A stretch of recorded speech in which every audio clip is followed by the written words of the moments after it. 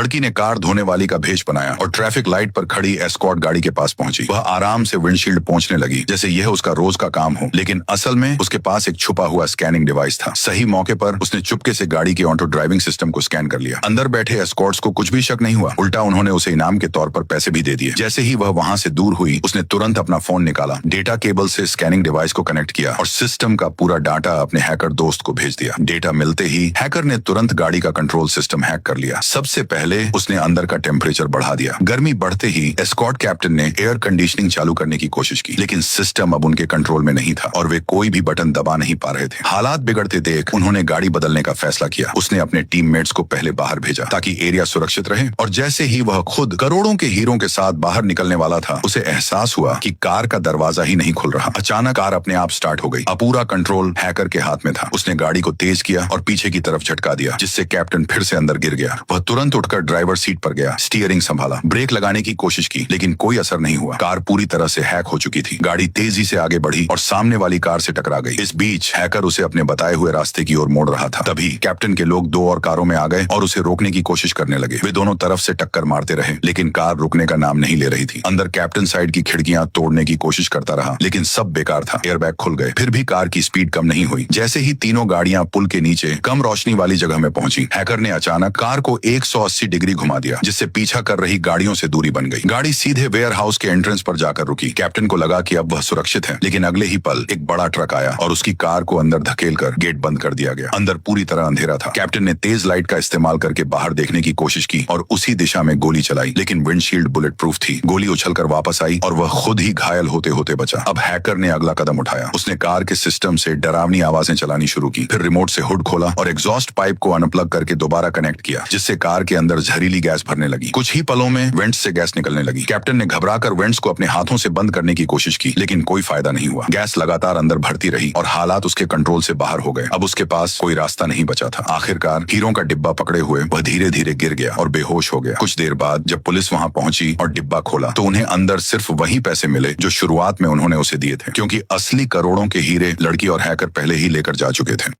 कैदी ने चुपके से एक लोहे का हुक खिड़की से नीचे उतारा। हर एक हरकत उसने बहुत ही सावधानी से की ताकि बाहर मौजूद पुलिस को कुछ भी पता न चले। सामने वाली कोठरी में बंद कैदी की मदद से उसने उस लोहे के हुक को कुंडी में एकदम सही तरीके से फंसा दिया। हल्की सी ठोकर से कुंडी सफलतापूर्वक खुल गई। उसके तुरंत बाद उसने दरवाजे की कुंडी खोलने के लिए अपना हाथ बढ़ाया। वह उसे खोलने ही वाला था कि अचानक एक जेल गार्ड आ गया। गार्ड अंदर आते ही दरवाजा बंद कर देता है और दीवार के सहारे खड़ा होकर अपने घाव को देखने लगता है। एक कैदी ने उसकी हालत के बारे में पूछा, लेकिन उसने कोई जवाब नहीं दिया। इसके बाद वह सीधा फर्स्ट एड किट की ओर बढ़ा और उसमें एंटीसेप्टिक और कुछ पट्टियां निकाली। तेज दर्द के बावजूद उसने अपने पैर में लगी गोली का इलाज किया। यह सब देखकर जो कैदी भागने की तैयारी कर रहा था, उसने कुछ समय के लिए रुकने का फैसला किया और गार्ड पर नजर बनाए रखी। इससे पहले कि वह कुछ समझ पाता, बाहर से जोरदार आवाज सुनाई दी। साफ पता चल रहा था कि कोई मेन दरवाजा तोड़ने की कोशिश कर रहा है। सच्चाई से अनजान कैदियों को लगा कि कोई उन्हें आजाद करने आया है, इसलिए उन्होंने शोर मचाना शुरू कर दिया। इस शोर से परेशान गार्ड कंट्रोल रूम की ओर बढ़ा और बाहर का नजारा देखने की कोशिश की, लेकिन जैसे ही वह वहां पहुंचा, बाहर का कैमरा तोड़ दिया गया। मौके का फायदा उठाकर भागने वाला कैदी सीधा गार्ड पर झपट पड़ा और उसकी चाबियां छीनने की कोशिश करने लगा। गार्ड ने भी पलटवार करते हुए दरवाजा बंद करना चाहा। दोनों के बीच जबरदस्त हाथापाई शुरू हो गई। पैर में गोली लगने की वजह से गार्ड जल्द ही गिर पड़ा, लेकिन उसने जल्दी से अपनी बंदूक निकाल ली और फिर से कैदी पर काबू पा लिया। तभी एक बूढ़े कैदी ने तेज गंध महसूस की। उसने जमीन को छुआ और महसूस किया कि वह पेट्रोल से भीगी हुई है। इससे पहले कि वह मदद के लिए चिल्लाता, बाहर से किसी ने आग लगा दी। आग तेजी से दूसरी सेल की ओर फैलने लगी। अगर जल्दी काबू न पाया जाता तो सभी जिंदा जल जाते। गार्ड ने फायर एक्सटिंग्विशर उठाया और आग बुझाने की कोशिश करने लगा, लेकिन तमाम कोशिशों के बावजूद बूढ़ा कैदी जलकर मर गया। मौके का फायदा उठाकर भागने वाले कैदी ने सभी सेल के दरवाजे खोल दिए। घायल गार्ड ने बंदूक के सहारे हालात पर काबू पाने की कोशिश की, लेकिन कैदी पीछे हटने को तैयार नहीं थे। थोड़ी ही देर में कैदियों को पता चला कि गार्ड की बंदूक खाली है। ये देखते ही कई कैदी उस पर टूट पड़े। हाथापाई के दौरान सेल की चाबियां उसकी कमर से गिर गईं। एक कैदी चाबियां उठाने की कोशिश की, लेकिन तभी जैक, जो कैदियों में से एक था, उसने जमीन पर पड़ा फायर एग्जीबिशन उठाया और चाबी उठाने वाले कैदी के सिर पर जोर से मार दिया। उसने चाबियां अपने हाथ में पकड़ ली और चिल्लाते हुए कहा, दरवाजे मत खोलो, बाहर मौजूद लोग हम सबको मार देंगे। बाहर के हालात जानने के लिए उन्होंने फोन किया।